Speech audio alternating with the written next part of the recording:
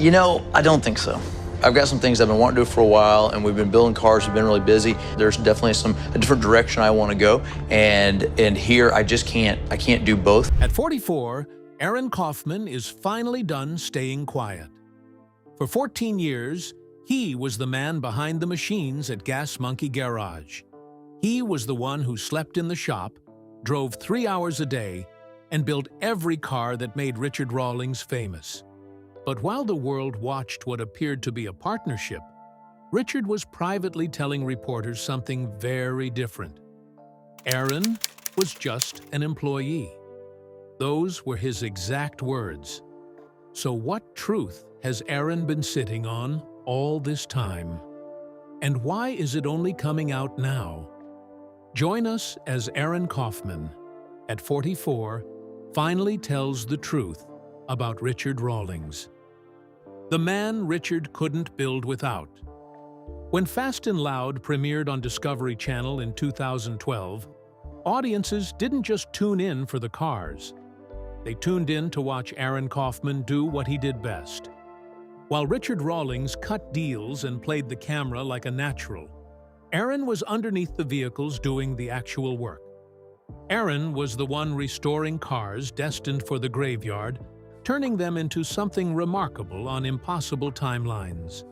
He called it adaptive reuse, taking what everyone else had written off and refusing to accept that it was finished. He was passionate about what he did, but before long, the cracks began to form. As the show grew in popularity, so did the pressure to build faster. Very soon, deadlines that had nothing to do with craftsmanship and everything to do with production schedules began dictating how Aaron worked. Aaron's entire identity was built around doing things right, so being forced to do them faster than he'd like was torture. And then, after 12 seasons, he suddenly left. By the time he made his exit, the public story about why he left depended entirely on who was telling it. Some people said it was burnout. Many others said there were creative differences. A few said the show had lost its soul. All of those explanations contained pieces of the truth, but none of them told the whole story. Before his 44th birthday, Aaron Kaufman explained everything related to the show, and a huge chunk of it falls on Richard Rawlings. Although he tried to keep his opinions as neutral as possible, it was not hard to connect the dots. It all started with a chance encounter that neither of them could have predicted would change both their lives. Richard Rawlings walked into the garage where Aaron was working. He had brought his newly purchased car for fixing. Aaron's craftsmanship left Richard in awe, so much so that he exchanged contact information with him. Richard later called Aaron and asked him to perform an air ride suspension bagging operation on a Mustang Fastback. Aaron completed the modifications and sent them back with no issues. Impressed by the quality of his work on the Mustang build, Richard called Aaron again a few weeks later and gave him an offer. He offered him the position of running his new shop, the Gas Monkey Garage. At the time, Richard had a vision. He wanted a TV show. According to him, this was meant to be a world-class hot rod shop. Aaron himself later admitted he thought the whole idea sounded like a fantasy. But Richard was persuasive, and Aaron agreed. He didn't recruit Aaron because he liked him, but because he needed him. The two formed a working relationship that became the foundation of Fast and Loud, which debuted on the Discovery Channel in 2012. On screen, Richard was the energetic deal-maker and face of the brand, while Aaron was in the background, building and fixing up cars in a way that captured audiences' admiration. Aaron's skill, combined with his creativity and technical expertise, became the cornerstone of the garage's early success, and later, its television appeal. When Fast and Loud premiered, audiences were captivated by the process. It featured run-down cars that were restored and modified under Aaron's guidance, then sold for a profit by Richard. Fans admired Aaron's technical skill and dedicated approach to work, which made him feel genuine in a world increasingly dominated by television appearances. Over time, the relentless pace began to take its toll on Aaron. He lived roughly 45 miles from the Dallas shop, so he had to endure long commutes, often leaving home before sunrise and returning after midnight. There were nights when he slept in the garage, rinsing off with a hose and eating anything he could find before another day of work. One day during filming, Richard joked that Aaron should be chained to the shop to prevent others from taking him. Everyone found the remark funny and laughed. Everyone except Aaron, who fumed silently under the car he was fixing. Soon, that remark became the foundation for everything that went wrong after. What the show turned into. Aaron has never been one to fear hard work. That much was obvious.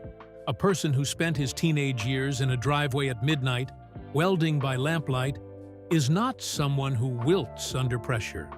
Long hours and physical exhaustion were old friends of his. What he hadn't signed up for was having his craft systematically dismantled in the name of television ratings. For Aaron, if you're going to build a car, build it right. But when the shop turned into a race against the clock, everything started to fall apart bit by bit.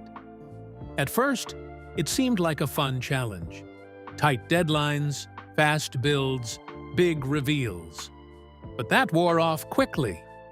The genius builder once shared that during one project, they had just a few days to finish a 1931 Ford Model A, a car that normally takes months to restore properly. Instead of pacing the job and thinking through each step, they had to rush every single detail. It wasn't about craftsmanship anymore. It was about finishing something before the cameras stopped rolling. The car's quality didn't matter as long as it was finished. This was torture for Aaron, but it was exactly what Richard wanted. The 1931 Ford Model A wasn't an isolated case. Week after week, the pressure to finish before the cameras stopped rolling meant that Aaron's standards were being treated as an inconvenience. Richard and the producers didn't really care about the car's quality.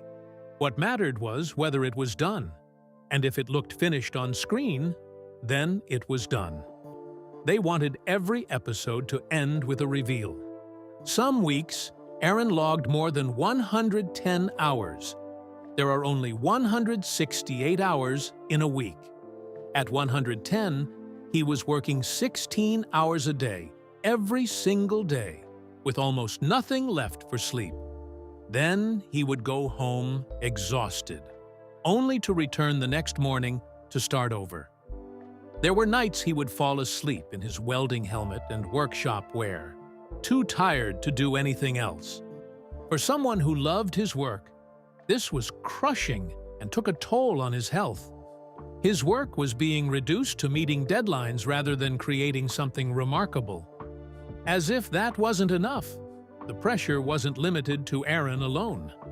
The entire crew struggled to keep up, and some builds never reached their potential because there simply wasn't enough time.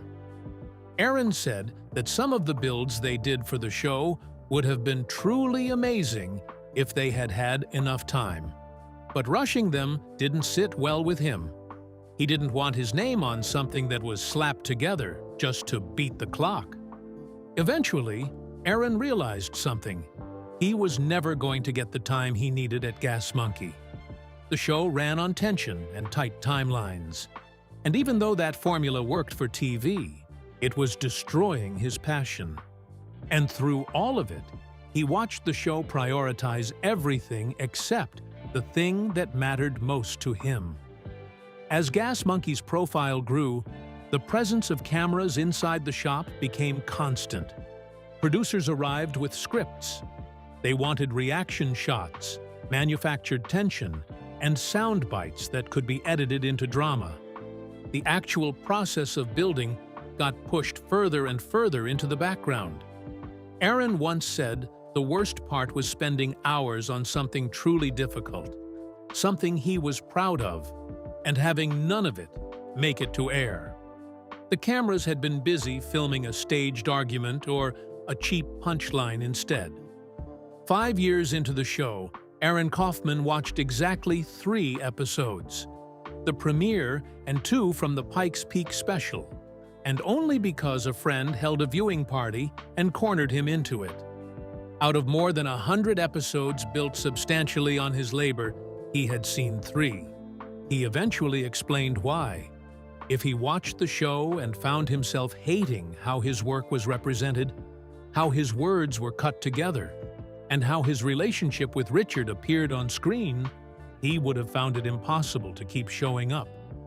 He had 0 control over any of that. 0.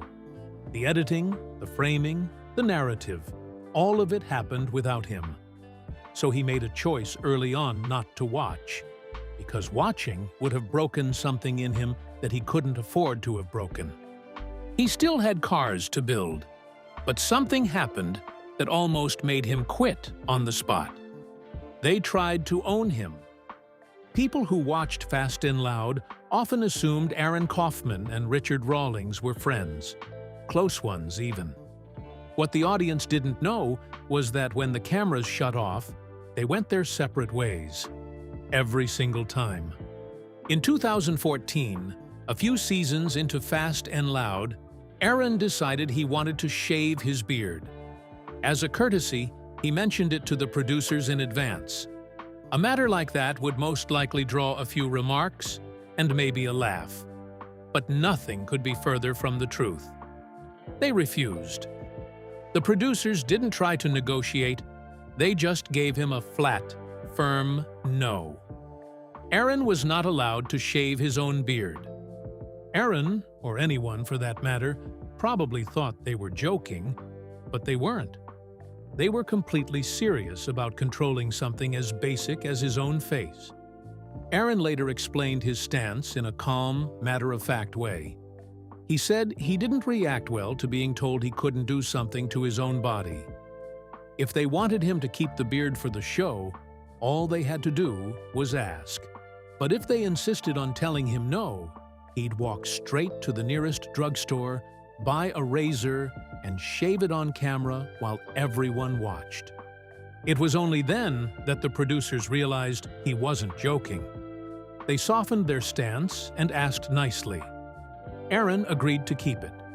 Still, something shifted for him that day. His beard wasn't just his facial hair anymore, it was branding. The beard belonged to the show, and Aaron Kaufman, the person who did all the work, started to feel like an afterthought. As the seasons went on, the creative limits tightened. One time, Aaron built a 1963 Ford Falcon for the Pikes Peak hill climb, loaded with twin turbos and heavy custom fabrication. It took months, cost serious money, and pushed him creatively, exactly the kind of work that made him feel alive as a builder. But after that, the network changed direction. Future projects had to be smaller, faster, and cheaper, too. Aaron pitched bigger ideas.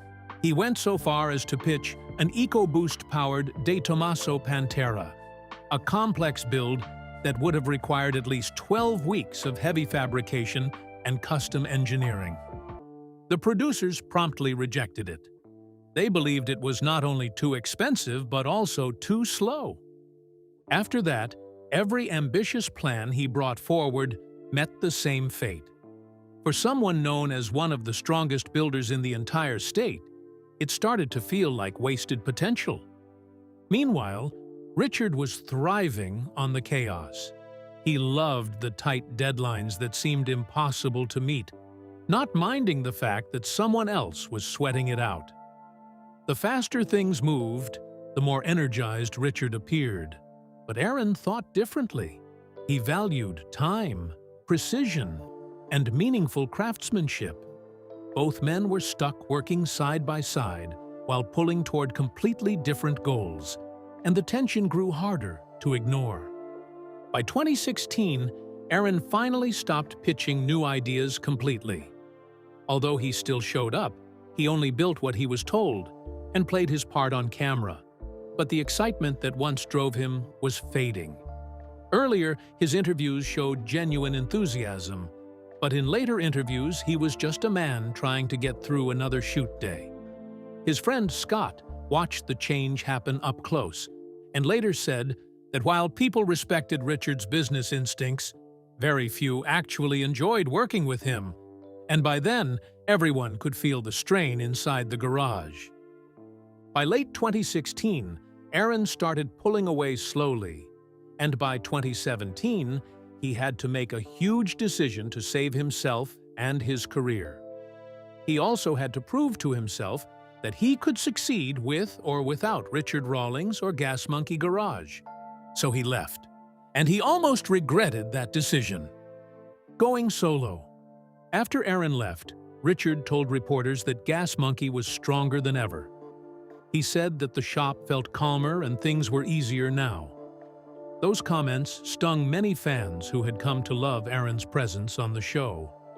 But they also revealed something true. Richard had always thrived in the exact environment that destroyed Aaron. Aaron couldn't be bothered by it. After leaving Gas Monkey, he quickly proved that he didn't need Richard Rawlings or his machines to stand on his own, because in late 2017, he opened ArcLight Fabrication in Dallas. The shop was relatively small, the crew was hand-picked, and for the first time in years, there were no cameras watching every move he made. There was no producer dictating their activities. It sounded like total freedom, at least on paper. But reality was starkly different. The first stretch was harder than anything he'd faced on television. He was suddenly responsible for payroll, vendor contracts, invoices, and cash flow. For 14 years, someone else had handled the business while Aaron handled the cars. Now all of it landed on his desk. He later admitted that learning to run a company was the most difficult challenge of his post-Gas Monkey life. Not because he wasn't capable, but because he was doing it while also trying to rebuild his relationship with a craft that had been pushed to its limits under deadline pressure for years. The pressure wore him down fast. He knew he wasn't at his best, but he also understood the trade-off. If he wanted real independence, he had to learn how to run a company, not just build cars. So he held on. And now, he's glad he did. Aaron's shop had an ambitious mission from the very first day.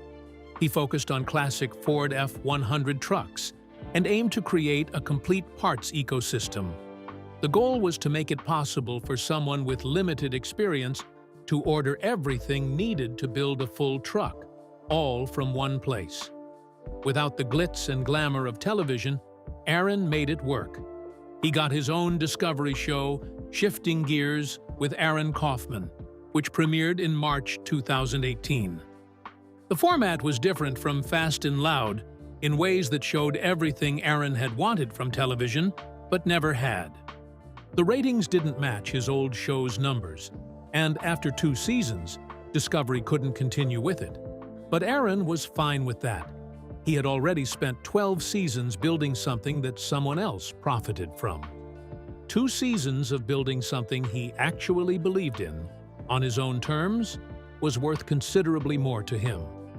But whatever happened to the relationship he once had with Richard Rawlings? Are they enemies now?